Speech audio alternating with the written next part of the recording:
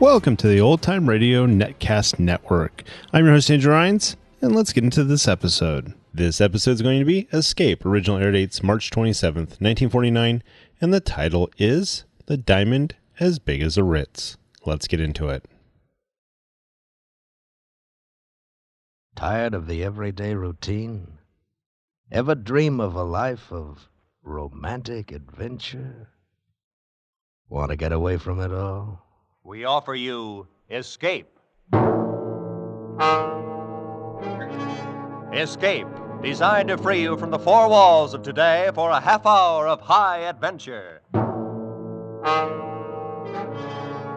You are a prisoner in the magnificent mountain retreat of the richest man in the world, yet in love with his beautiful daughter.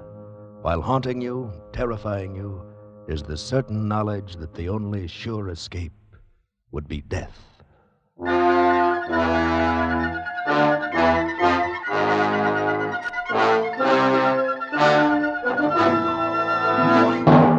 Today, with Sam Edwards starred as John Unger, we escape to an isolated plateau in the Rocky Mountains and the strange story of a stranger family, as F. Scott Fitzgerald told it in his fascinating tale, The Diamond as Big as the Ritz.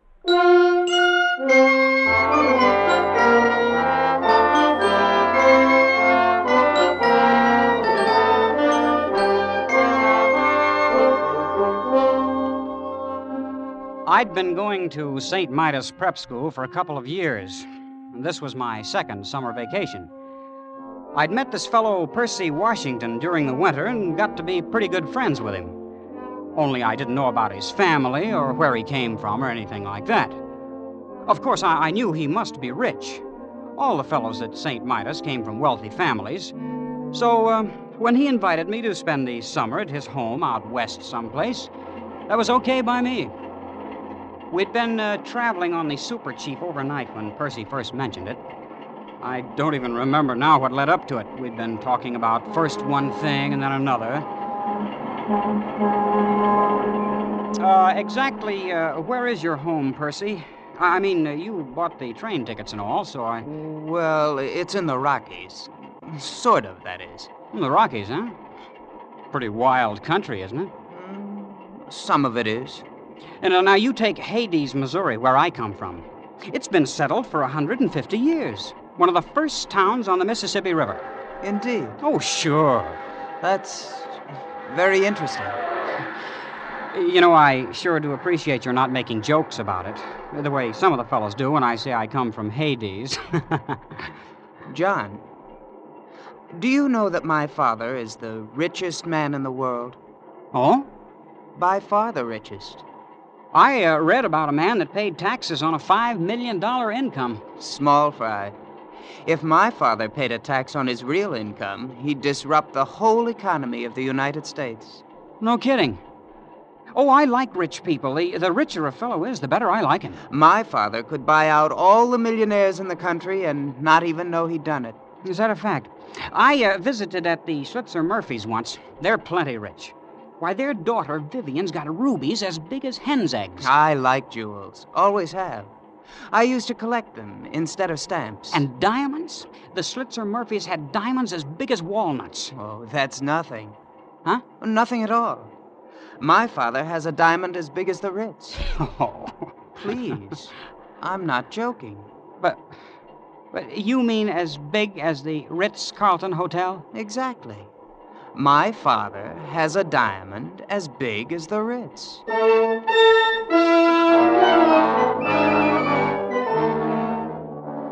Well, from there on, it was something like a dream.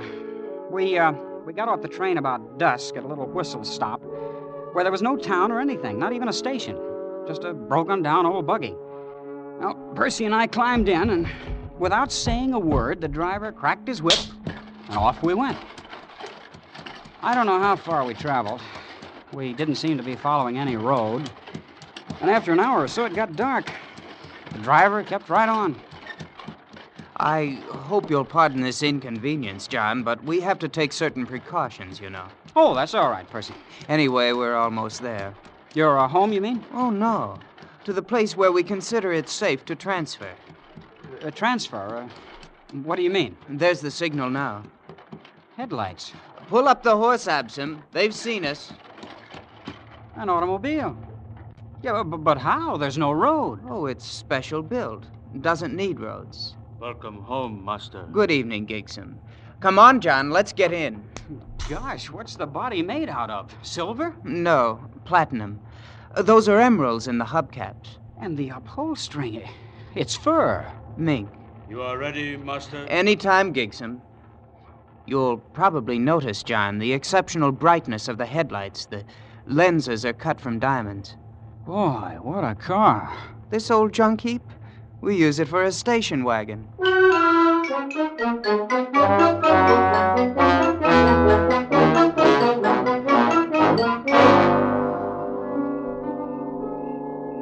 Hey, why did we stop, Percy? This is just a deserted canyon. Wait, John, you'll see. They sent the hooks down while we were coming from the train. The hooks? Yes, to attach to the wheels, you know. That's what Gigsom's doing now. Oh, incidentally, Gigsom will look after you during your visit. Look after me. Your personal valet. Of course, there'll be other slaves available, too, whenever you need them. Do you have a lot of slaves? 300 or 400, I suppose. Master? Oh, all ready, Gigsom? Yes, Master.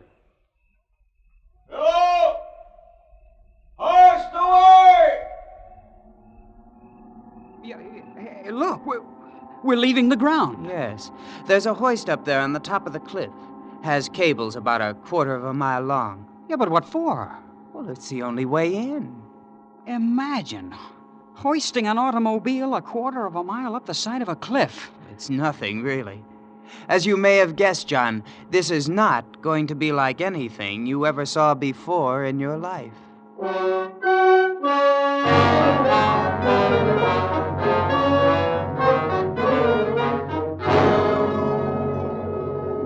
Well, John, there it is. That's your home? Yes. Why, it's magnificent. It's palatial. It's not a bad little place. How big is it? I think there are around 140 rooms, but Father may remember exactly. Then, of course, there are other buildings, slaves' quarters and things. Well, why hasn't anyone ever found out about it? This place, I mean. For one thing, it's the only 5 square miles in the country that have never been surveyed. Why not? Oh, things were arranged. I don't see how that's possible. Believe me, it hasn't been easy. I understand Grandfather had to bribe 3 government bureaus and half of Congress once to keep the place off the maps. Oh, yeah, but surely somebody stumbled onto it. Prospectors, people like that. Oh, yes, that happens occasionally. Then, of course, we have to arrange things. You mean... Oh, not always. Usually we just take them prisoner and keep them, like the aviators. Planes come here? Once in a while they fly over. Of course, they never get away. We have 9 anti-aircraft batteries around the hill here. You shoot them down? Oh, yes. Great sport.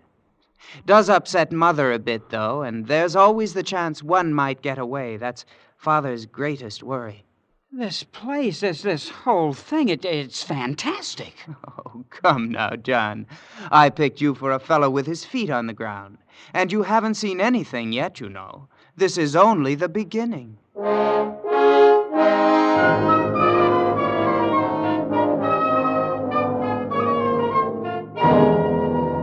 And it was only the beginning. We crossed the acres of lawn and entered the great chateau. And from that moment on, vision upon vision tumbled together in a gigantic kaleidoscope of color, symmetry, and exquisite harmony. There were corridors lined with gleaming crystals, lit by lamps cut from emerald, and great halls carpeted with chinchilla fur and ermine. Why, even the air I breathed carried a subtle fragrance, like the scent of platine. There was a white-haired man, pink-faced and pleasant, who was Percy's father. More champagne, Mr. Unger. Oh, thanks, Mr. Washington. It's very good. Ah, it's the very best. I have it made specially by Paul Masson himself. Gosh, really? However, Mr. Unger, I don't want you to think our life here is just a bed of roses. Upon occasion, we do have to arrange things. Oh, yes, indeed, we do. I went to my room thinking there could be no more nor greater wonders. I was wrong. There were many more and greater ones, and one of them I discovered the next morning in the gardens.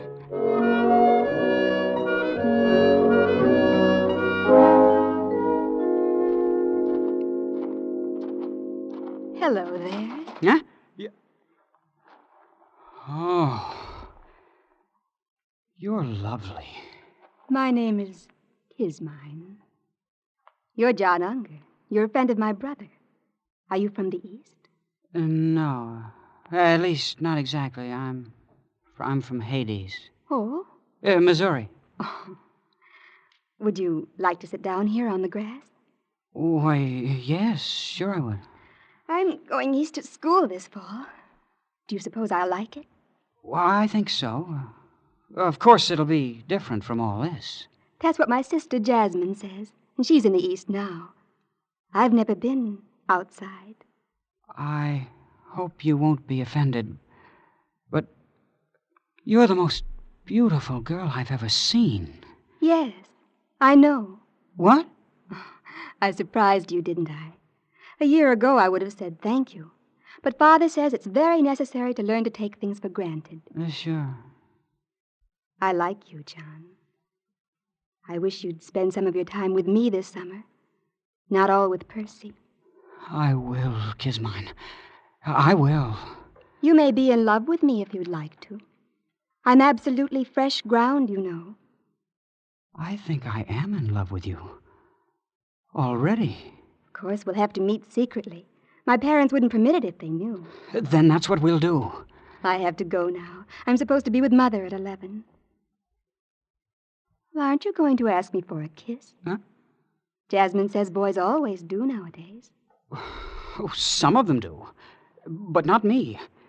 We don't expect nice girls to do that sort of thing in Hades.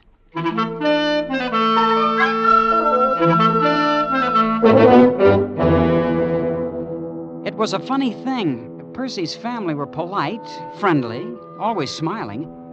And yet all the time I had a feeling that some terrible and golden mystery lay hidden just around the corner. A few days after I'd met Kismine, Percy remarked casually that an unusual event had occurred. A man had escaped from the cage. Of course, I didn't know what he meant then, but the next morning I was walking with Percy's father on the grounds of the estate. Oh, Mr. Washington, Percy said something about a man escaping from the cage. I didn't quite get it. The cage, huh? Well, perhaps you'd like to see it. Yes, it might prove interesting, just as a novelty. It's over here. Well, these trees, they're 60 feet tall, and they have roses blooming all over them. It's a rather interesting development by a Swiss botanist. These are the only ones in the world. Oh, I suppose you'll see them all over the country in a few years. No. These are the only ones. That was arranged. Here we are. The cage.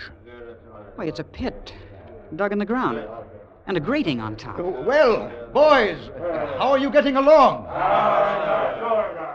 How many men are there down there? Oh, about 50, as I recall. Aviators we've shot down, wandering prospectors, men of that sort. But why are they kept there? Well, they've all had the common misfortune of having discovered El Dorado. Gentlemen, I am sure that you would like to know that your companion who departed without my permission has been taken care of. He was shot by some of my agents in 14 different places. Golf, Mr. Unger? They found him then, the man who got away. Well, actually, by places, I meant towns. No, my agents were overeager. They shot 14 men, but none of them could offer a positive identification. So I'm afraid the man I seek may still be at large. You see, Mr. Unger, it's not all utopia here. We do have our difficulties. Isn't it a little unnecessary, holding them like that? Not at all. It's the only way to keep this place hidden. Yeah. Oh, Mr. Washington, Percy was telling me something on the train. I guess he was just kidding, but he said you had a diamond as big as the Ritz-Carlton Hotel. Oh, yes. Yes, indeed. As a matter of fact, it's much bigger than the Ritz. Ooh, much bigger.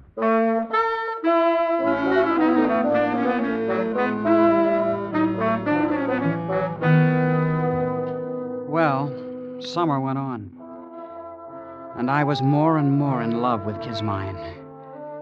She, too, was priceless, exquisite, like no other girl in the world.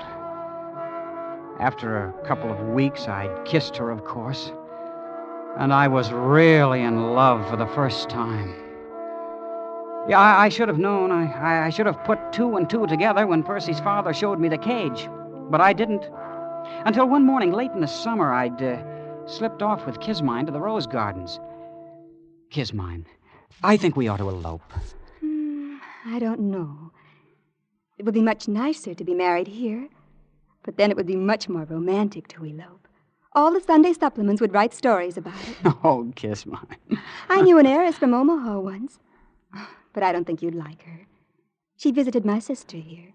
Oh, you've had other guests then, huh? Well, yes, we've had a few. Oh, wasn't your father ever afraid they might talk outside? Well, to some extent. But let's talk about something more pleasant. What's unpleasant about it? I grew quite fond of some of them. You mean they told? And your father... They didn't get a chance to. Father had to be sure. But that's murder. Well, what else could we do? In the cage, they'd be a constant reproach to us. And Father does it so nicely. They're always drugged in their sleep. And we tell their families they died of scarlet fever in Butte. I'm not sure what effect that has on the statistics there. Of all the horrible... No, it's not. After all, it would be terribly boring here without ever having anybody. Why, Father and Mother have sacrificed some of their best friends. That's what they planned to do with me, then. See, now you're sort of depressed. I knew you would be. And we could have had such fun. Fun? Couldn't you try to forget it and be nice to me until you're put away? It's only for 2 or 3 weeks. You'd go on this way? Kissing? Talking about love? When you know I'm not much better than a corpse? You're not a corpse. You're not. I won't have you saying I kissed a corpse. That wasn't what I said. You did, too. I did not. You said that... Just a moment. Oh, Father. Who kissed a corpse? Nobody. We were joking. Now, you two haven't any business here anyway. Kismine, you go read, go play golf, and don't let me find you here when I come back. Yes, Father. Yeah, well, good day, children. You see, now he knows. You've spoiled it all.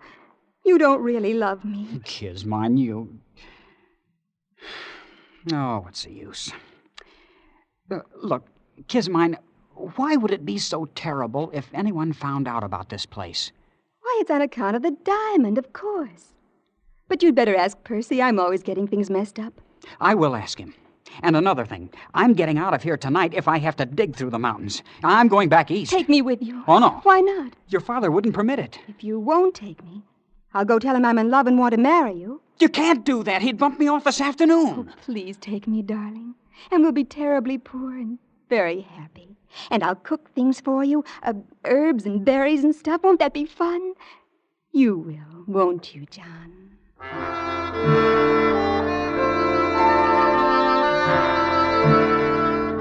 Well, my head was really in a whirl. This whole thing was fantastic. And so was the family. Even Kismine. Well, I couldn't think of anything to do, but I rushed to see Percy. But, John, why didn't you ask me before? Because I thought you were kidding all the time. I know.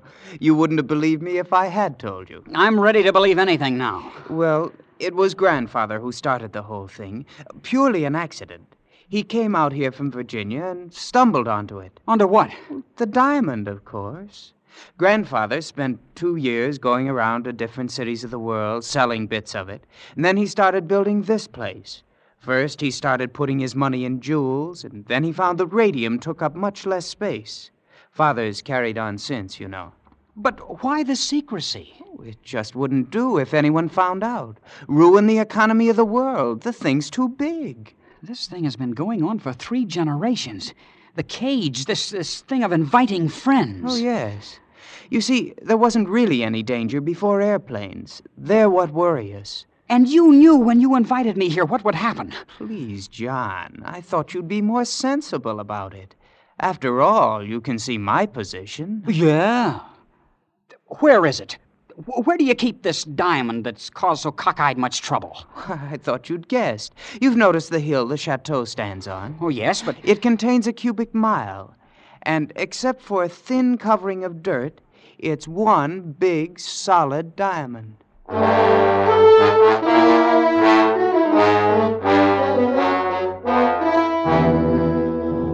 It was nearly midnight. I didn't know what awakened me. But all of a sudden, I was staring across the patches of moonlight, spotting the ermine carpet of my bedroom, staring at 3 slaves I'd never seen before. They just slipped inside the door and stood there, each with a vicious length of shiny copper wire. The official executioners. I lay there on the bed watching them, counting heartbeats, not daring to move, not daring not to move. They didn't know I'd awakened. They began edging across the room. Come on, all 3 of you. There's no time now for this. Hurry.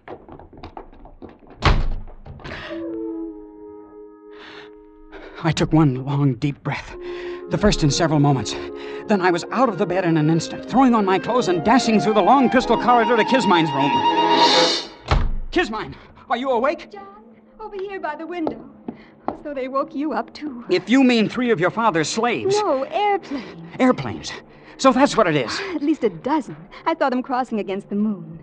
Look, they're circling way over there. You think they're here on purpose? Oh, yes, they dropped warnings to Father. It's that man who got away from the cage, you know. Good for him. Yes, wasn't he clever? I think we'll open up on them any second now. Open up? Yes, our anti-aircraft. Oh, this is thrilling. Thrilling? Oh, look, they're in range now.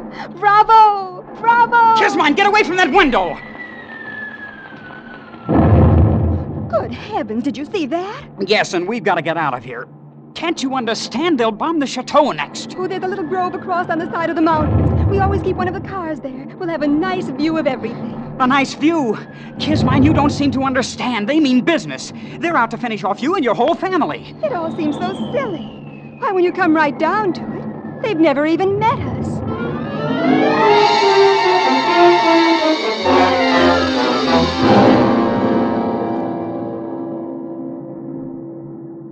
Is it morning yet, John? Seems to be getting lighter. It's quieter, too. It's your guns. They're knocked out, every last one of them. Well, it won't be long now. Seems such a shame. The family put so much work on the place. Everything's always been so pleasant. Yeah. You'd better get some sleep, Kismine. I'm gonna walk down the path a little ways. You'll come back. Yes, Kismine. I'll come back. At the edge of the wood, I stopped and looked out across the valley, toward the wrecked chateau standing on its diamond hill in the center. The bombing had stopped. The planes droned over the far rim of the plateau, seeking some sort of formation. And then, on a small knoll just below me, 3 men appeared suddenly from the underbrush. The first one strode imperiously ahead, and the other 2 bore a heavy burden between them. It was Mr. Washington and 2 of the slaves. All right. This is far enough. We'll stop here. Now, hoist it up. The burden they held up to the heavens was an immense diamond. Now, you up there. I could see no one else anywhere in view. You up there. I want you to understand. This is only a sample. I'll give you 1,000, cut as fine, set in pedestals of platinum. And I'll build you a tower 1,000 feet high, cast of solid gold. And on the top of it, I'll put 1 diamond 100 feet across. A thought began to dawn on me, but I couldn't believe it. I'll letter your name on the temple in emeralds, and I'll see that the whole world worships at its base. All you have to do is to make everything the way it was before. Mr. Washington was offering a bribe to God.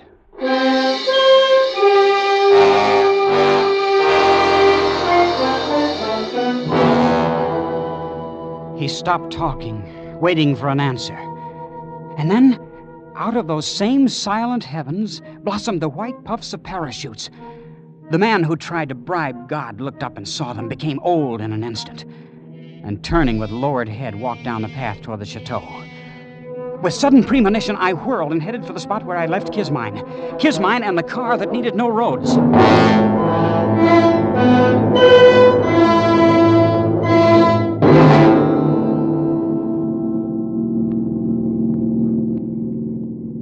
Haven't we gone far enough, John? I suppose. We're 10 miles from the chateau. It's all so hectic. This rushing about and losing sleep and everything. Hand me those field glasses. Here they are. Can you see anything? No. Oh, wait. What is it? It's your father and mother. And Percy. They're going into a tunnel down below the chateau. Wait, I remember now. The mountain's wired. Some kind of atom bomb. Atom? You mean atomic bomb? That's it. Father always said it would disintegrate the whole works, diamond and all. Of course, he only regarded it as a last resort. So he'd rather have it like that. They're all inside the tunnel now. The paratroopers are moving in. I don't suppose there's really anything to be done about it now. And there wasn't.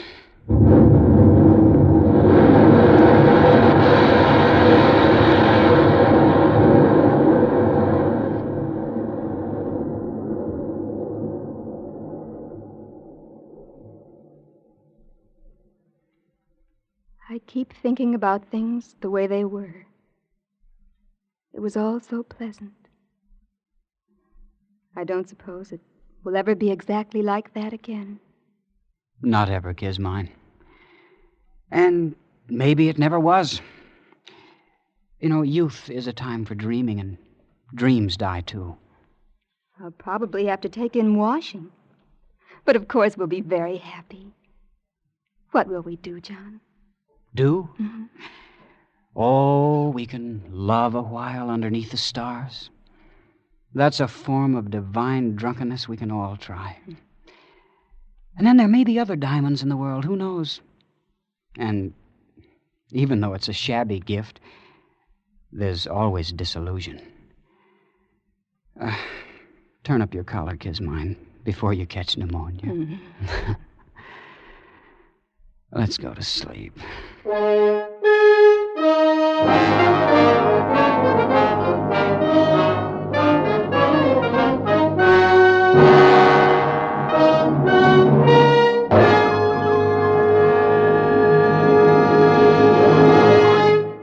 Escape, produced and directed by Norman Macdonald, has brought you Sam Edwards in The Diamond as Big as the Ritz by F. Scott Fitzgerald.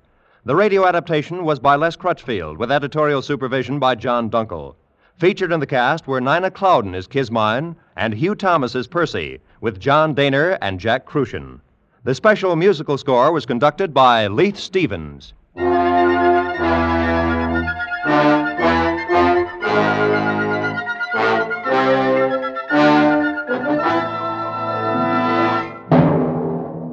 One week from tonight, at this same broadcast time, CBS will hail the return of The Adventures of Ozzie and Harriet, the delightful situation comedy show which began its career on CBS 4.5 years ago.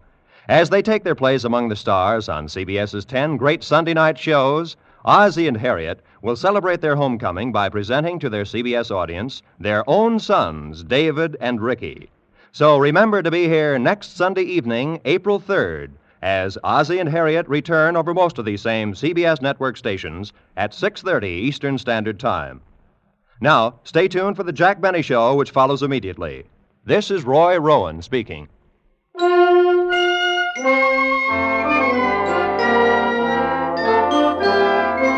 This is CBS, the Columbia Broadcasting System.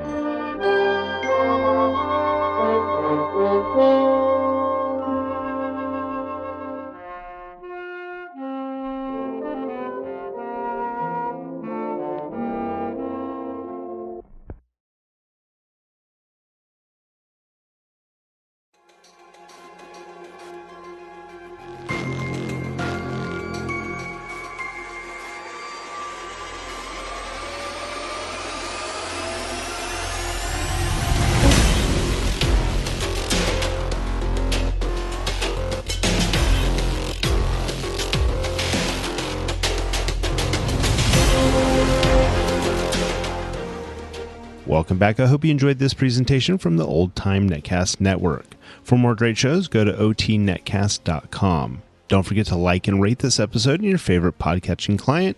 Follow this show on Facebook by going to otnetcast.com/Facebook.